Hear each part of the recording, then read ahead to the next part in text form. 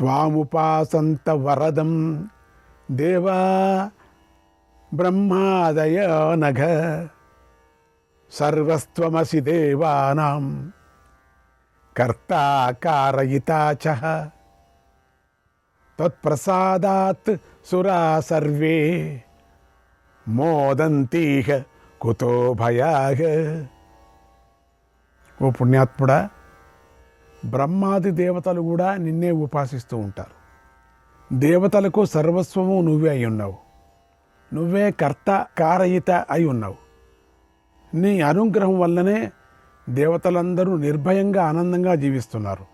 త్వం ప్రభు పరమైశ్వర్యాత్ అధికం భాషి శంకర త్వయి బ్రహ్మాచ శక్రశ్చ లోకాన్ సంధార్య తిష్టతః. ఓ శంకర, నువ్వు రాజు, నువ్వే పరమైశ్వర్యం వల్ల గొప్పగా భాషిస్తున్నావు. బ్రహ్మ ఇంద్రుడు కూడా లోకాలను ధరించి నీలోనే ఉంటాడు. త్వన్మూలంచ జగత్సర్వం త్వదంతం హి మహేశ్వర త్వయా హి వితతా లోకాః త్వయా హి వితతా లోకాః సప్తే మే సర్వసంభవ. మహేశ్వర, నువ్వే జగత్తుకు మూలం, నీలోనే జగత్తు ముగుస్తుంది. ఓ సర్వసంభవ, ఈ 7 లోకాలు నీలోనే పుట్టి వ్యాపించి ఉన్నాయి. సర్వథా సర్వభూతేశ త్వామేవార్చంతి దేవతాః త్వన్మయం హి జగత్సర్వం భూతం స్థావర జంగమం. ఓ సర్వభూతాధిపతి, దేవతలు సర్వ విధాల నిన్నే అర్చిస్తారు. స్థావర జంగమాత్మకమైన సకల ప్రాణులకు నీవే ఆశ్రమమై ఉన్నావు. స్వర్గంచ పరమం స్థానం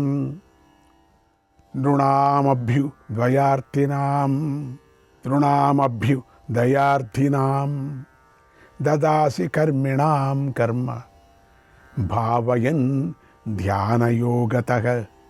అభివృద్ధిని కోరుకుంటూ కర్మను ఆచరిస్తున్న మనుష్యుల కర్మలను ధ్యానంతో తెలుసుకొని వారికి పరమ పవిత్రమైన స్వర్గాన్ని నువ్వే అందిస్తూ ఉంటావు.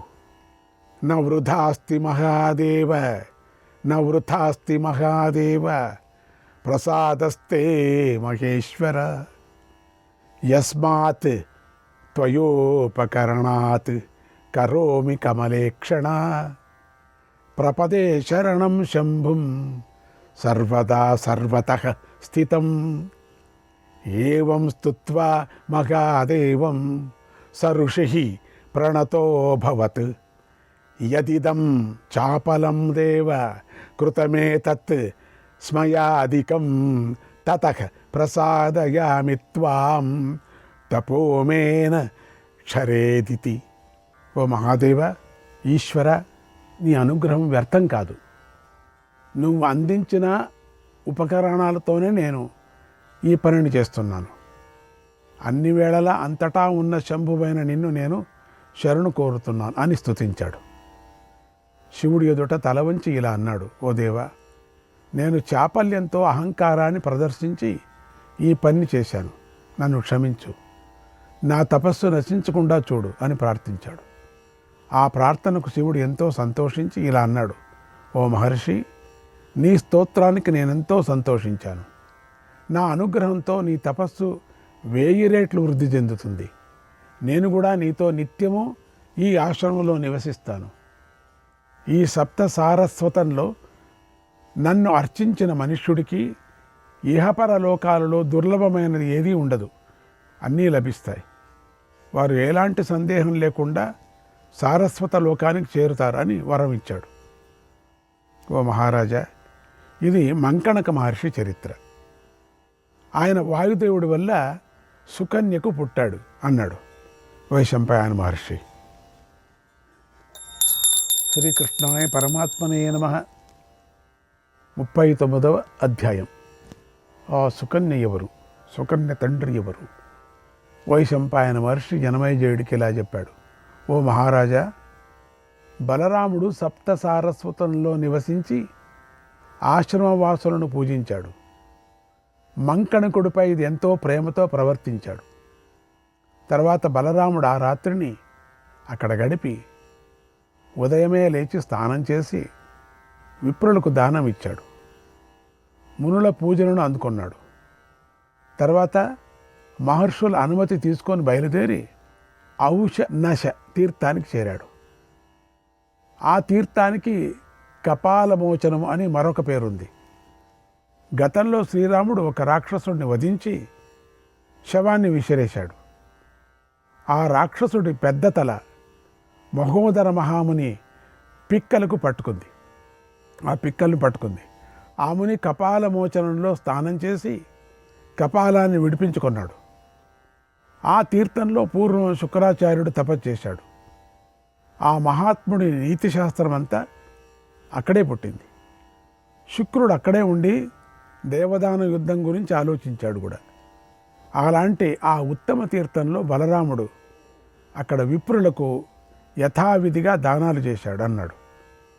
ఆ మాటలు విని జనమేజయుడు ఇలా అడిగాడు, ఓ మహర్షి, మహాముని అయినటువంటి మహోదరుడు శిరస్సును వదిలించుకున్న ఆ తీర్థానికి కపాలమోచనము అని పేరు ఎలా వచ్చిందో చెప్పండి. రాక్షసుడి యొక్క తల ఆయన పిక్కపై ఎందుకు చిక్కుకుంది, ఎలా చిక్కుకుంది, నాకు ఈ విషయాలు చెప్పండి అని అడిగాడు. అప్పుడు ఈ వైశంపాయన మహర్షి ఇలా చెప్పాడు, ఓ మహారాజా, పూర్వం మహాత్ముడైన శ్రీరాముడు దండకారణ్యంలో నివసిస్తున్నాడు. ఆ సమయంలో ఆయన రాక్షస సంహారం చేస్తున్నాడు. ఆ సమయంలో జనస్థానంలో ఒక రాక్షసుడి శిరస్సును పదునైన కత్తితో ఖండించాడు. అది ఆ అడవిలో పైకెగసి యాదృచ్ఛికంగా వనంలో తిరుగుతున్నటువంటి మహోదరుడి పిక్కకు తగిలింది. వెంటనే అది ఆయన ఎముకను ఖండించి లోపల దాకా వెళ్ళిపోయింది. ఆ పిక్క, ఆ తల. అందుచేత అది ఆ పిక్కలో ఇరుక్కుని పోయింది. ఎంత పీకినా రాలేదు. ఇది ఎక్కడి నుంచి వచ్చిందో అనుకున్నాడు పాపం. ఈ పిక్కకి ఎందుకు తగులుకుంది అని. కానీ నడచడమే కష్టం. తల మోసుకొని నడచాలా అంటే ఆ పిక్క మోసుకోవాలి కదా. నయం పిక్క తగిలింది, తల. కడుపు తగిలింటే ఎంత బాధ అయిపోయేదు. అప్పుడు ఆ విప్రుడు ఆ కపాలంతో తీర్థాలకు దేవాలయాలకు వెళ్ళలేకపోయాడు. మామూలు తిరగలేకపోయాడు కదా. ఎక్కడైనా పిక్క లోపల తల పోయి ఉంటే ఆ తలను పట్టుకొని ఎక్కడ పోతాడండి. ఇంతలో ఆ తల కుళ్ళి దుర్గంధంతో చీము కారింది. అక్కడే ఉండిపోయింది. చాలా కష్టపడుతున్నాడు పాపం. ఏదో పాపం చేశాడు. అప్పుడు మహోదరమని ఎంతో బాధపడ్డాడు. లోకంలోని అన్ని తీర్థాలకు వెళ్ళాడు. అన్ని నదులకు సముద్రాలకు వెళ్ళి అక్కడ మునులందరికీ తనకు కలిగిన బాధను చెప్పుకున్నాడు. చూపించలేక చూడలేక నానా బాధలు పడి పిక్కల వెనకలు తగులుకున్నటువంటి ఈ తలకాయ ఎక్కడి నుంచి వచ్చిందో తెలియదు. అయినా కూడా ప్రయోజనం దక్కలేదు. ఎవరు ఏ మందు చెప్పలే, తగులుకొనే ఉంది పాపం. ఆయన సకల తీర్థాలలో స్నానం చేసిన ఆ కపాలాన్ని వదిలించుకోలేకపోయాడు. అయ్యో, ఏం చేసేది. తర్వాత ఒకనాడు ఆ మహర్షి ఔషనస తీర్థంగా ప్రసిద్ధికెక్కినటువంటి సరస్వతీ తీర్థం గురించి విన్నాడు. అది సర్వపాప వినాశకము, అది గొప్ప సిద్ధ క్షేత్రమని మునులు చెప్పగా విన్నాడు. విన్న వెంటనే మహోదర మహర్షి ఔషనస తీర్థానికి వెళ్ళి ఆచమనం చేసి స్నానం చేశాడు. ఆ తీర్థాన్ని ప్రార్థన చేశాడు. ఈ కర్మ నాకు ఎక్కడి నుంచి తగులుకుందో, ఏ జన్మలో ఇది నేను వాడి కపాలాన్ని మోసేటువంటి కర్మ నాకు పట్టుకుంది, నేనేం చేయలేను, నన్ను ఈ తీర్థంలో స్నానం చేస్తున్నా అని సంకల్పం చేసి వేడుకున్నాడు. స్నానం చేశాడు అంతే. ఆ రాక్షసుడి కపాలం కాలి నుండి జారి నీళ్లలో పడిపోయింది. అబ్బా, అట్లా బయటకు వచ్చేసింది. ఎక్కడి నుంచి వస్తుందో అనుకున్నాడు, కాళ్ళ నుంచి వచ్చింది. పర్వాలేదు. మహర్షికి ఆ కపాలం నుండి విముక్తి కలిగింది. అందుకు ఆయన ఎంతో సంతోషించాడు. రాక్షసుడి తల కూడా నీళ్ళలో మునిగి కనిపించకుండా పోయింది. ఏ జన్మలో ఏం చేశాడో తెలియదు. మహోదర మహర్షి అలా పాప విముక్తుడయ్యాడు, పవిత్రుడయ్యాడు.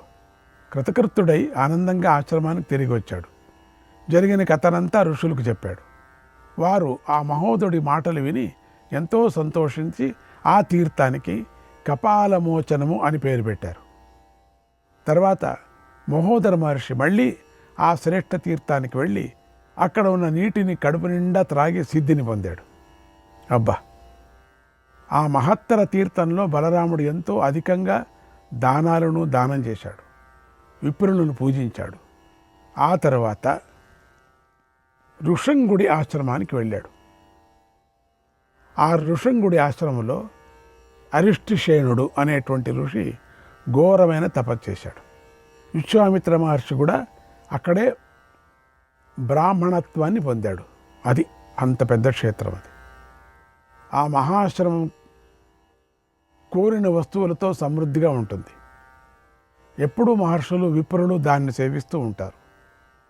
బలరాముడు విప్రులతో కలిసి ఋషంగముని దేహత్యాగం చేసినటువంటి ఆశ్రమానికి వెళ్ళారు.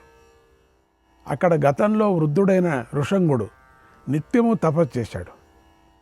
ఆయన దేహత్యాగం చేసే సమయంలో అనేక విధాలుగా ఆలోచించి కొడుకులందరినీ పిలిచి ఇలా అన్నాడు: ఓ కుమారులారా, నన్ను పృథూతక తీర్థం దగ్గరకు తీసుకొని వెళ్ళండి అన్నాడు. అప్పుడు ఆయన పుత్రులు తండ్రి గారికి వయసు మీద పడిపోయిందని గ్రహించారు. చాలా ముసలావుడైపోయినాడు. వెంటనే ఆయనను వందల కొద్ది విప్రులు పూజించేటువంటి సరస్వతీ తీర్థానికి తీసుకొని వెళ్ళారు. రాజా, అక్కడ ఆ మహర్షి యథావిధిగా నీటిలో మునిగి తీర్థ విధులను పాటించాడు. ఎంతో ఆనందిస్తూ తనను ఆదరిస్తున్న కుమారులతో ఇలా అన్నాడు: ఓ పుత్రులారా, ఈ సరస్వతీ నదికి ఉత్తర తీరంలో పృథూదకం అనే తీర్థం ఉంది. అక్కడ జపం చేస్తూ దేహత్యాగం చేసిన వాడు ఇక భవిష్యత్తులో మరణతాపాన్ని పొందడు, అతడి జన్మ ఉండదు అని వరమిచ్చాడు. అలాంటి గొప్ప పృథూదకంలో ధర్మాత్ముడైన బలరాముడు దానం చేసి విప్రులకు అనేక దానాలు దానం చేశాడు. తర్వాత బలరాముడు లోక పితామహుడైనటువంటి బ్రహ్మదేవుడు లోకాలను సృష్టించిన చోటుకు దర్శించాడు. ఆరిష్టిశేనుడు నియమాలు పాటిస్తూ తపస్సుతో విప్రత్వాన్ని పొందిన చోటును చూశాడు.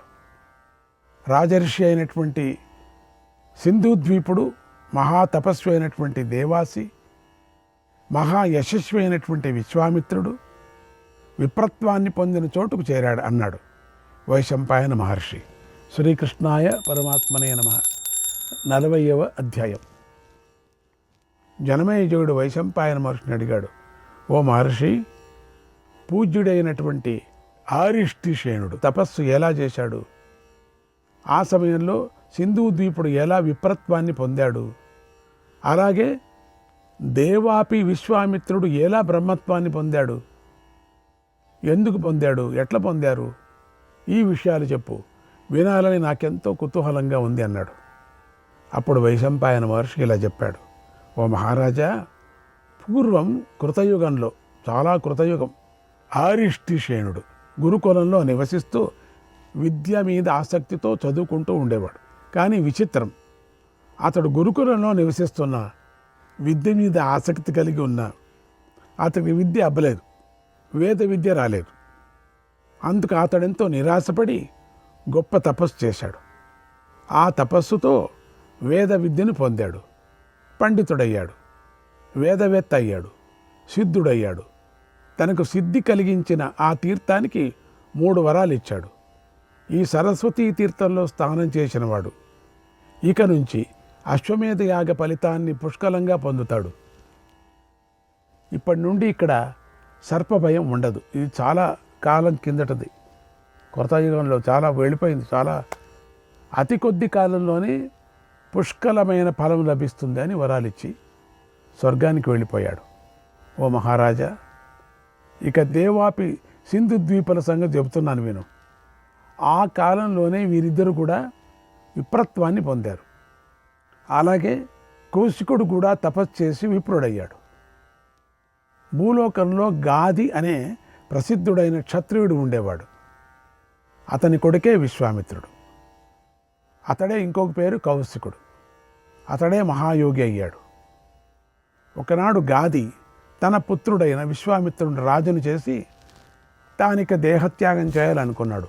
ముందు కాలంలో తపస్సుకు వెళ్ళేవారు, కానీ అప్పటికప్పుడే దేహత్యాగం చేసేవారు. కృతయుగంలో అనుకుంటూనే వెళ్ళిపోయేవారు అంతే. కృతయుగంలో ఊరికే కూర్చొని నేను బ్రహ్మలోకానికి వెళ్ళాలి అనుకుంటూ వెళ్ళిపోయేవారు. ఎంత బాగుందండి. అప్పుడు ప్రజలు గాది వద్దకు వెళ్ళి నమస్కరించి ఇలా అన్నారు, ఓ బుద్ధిమంతుడా, మీరు అడవికి వెళ్ళకండి, రాజ్యం చేస్తూ మమ్మల్ని రక్షించండి అని కోరారు. అప్పుడు గాది ప్రజలతో ఇలా అన్నాడు, ఓ ప్రియమైన నా ప్రజలారా, ఇక నా కుమారుడు మీకు రాజుగా ఉంటాడు, అతడే ఈ జగత్తనంతా రక్షిస్తాడు అని చెప్పి వారిని ఓదార్చాడు.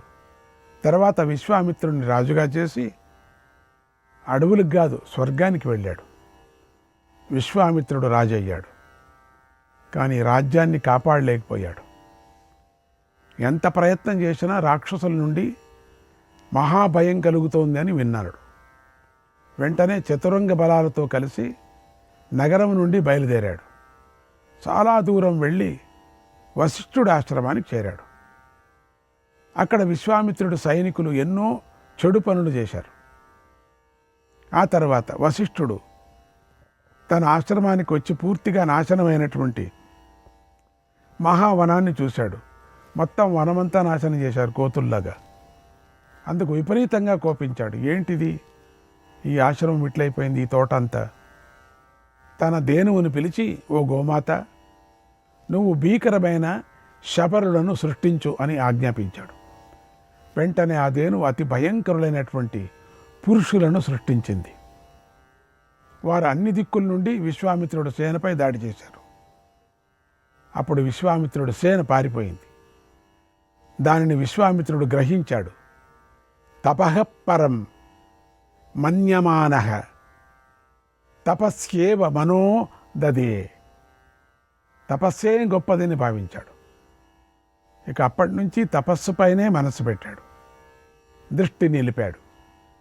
సరస్వతీ నదీ తీరంలో ఉన్నటువంటి ఈ శ్రేష్ఠ తీర్థంలో నియమాలు, ఉపవాసాలు చేసి తన దేహాన్ని కృషింపజేసుకున్నాడు. కేవలం నీటిని, గాలిని, ఆకులను మాత్రమే ఆహారంగా స్వీకరించాడు. అరుగుల మీదనే పడుకున్నాడు, మంచి పని. ఇతర నియమాలను కూడా విడివిడిగా పాటించాడు. అంటే నేల మీదనే పడుకున్నాడు. అరుగుల మీద అంటే అరుగులు ఉండేవి అప్పుడు కాదు కదా, ఒక పెద్ద బండలే అరుగులు. ఆ బండల మీదే పడుకునేవాడు. ఆ సమయంలో దేవతలు ఆయన నియమాలను మాటిమాటికి విఘ్నాలు కలిగించారు. అయినా ఆ మహాత్ముడి బుద్ధి చెదరలేదు. ఆయన దృఢంగా నియమాలు పాటించాడు. ఆ తర్వాత తీవ్రమైన ప్రయత్నంతో అనేక విధాలుగా తపస్సులు చేశాడు. తేజస్సులో సూర్యుడితో సమానుడయ్యాడు. అలా ఘోరంగా తపస్సు చేస్తున్న విశ్వామిత్రుడిని చూసి బ్రహ్మదేవుడు ఆయనకు వరం ఇవ్వాలని భావించాడు. అప్పుడు విశ్వామిత్రుడు ఇలా కోరాడు, ఓ దేవా, నేను విప్రుణ్ణి కావాలి అని కోరాడు. బ్రహ్మదేవుడు అలాగని ఆయనకు విప్రుణ్ణి చేసేశాడు. బ్రహ్మదేవుడికి ఏమైనా చేయొచ్చు కదా.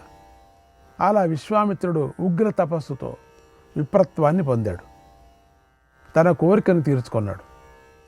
దేవతా సమానుడై భూమి మీద సంచరించాడు. ఇది ఆయన కథ. అంతటి శ్రేష్ఠ తీర్థంలో బలరాముడు వివిధ దానాలు చేశాడు. నయం, గోవులను, వాహనాలను, శయ్యలను, వస్త్రాలను, అలంకారాలు దానం చేశాడు. రుచికరమైన భక్ష్య పానీయాలను ఎంతో సంతోషంగా ఇచ్చాడు. విప్రులను పూజించి సంతోషపెట్టాడు. ఆ తర్వాత బలరాముడు దగ్గరలోనే ఉన్న బకుడి ఆశ్రమానికి వెళ్ళాడు. అక్కడే బకుడు తీవ్రమైన తపస్సు చేశాడని పెద్దలు చెబుతూ ఉంటారు. అన్నాడు వైశంపాయన మహర్షి, శ్రీకృష్ణాయ పరమాత్మనే నమః. శ్రీకృష్ణాయ పరమాత్మనే నమః.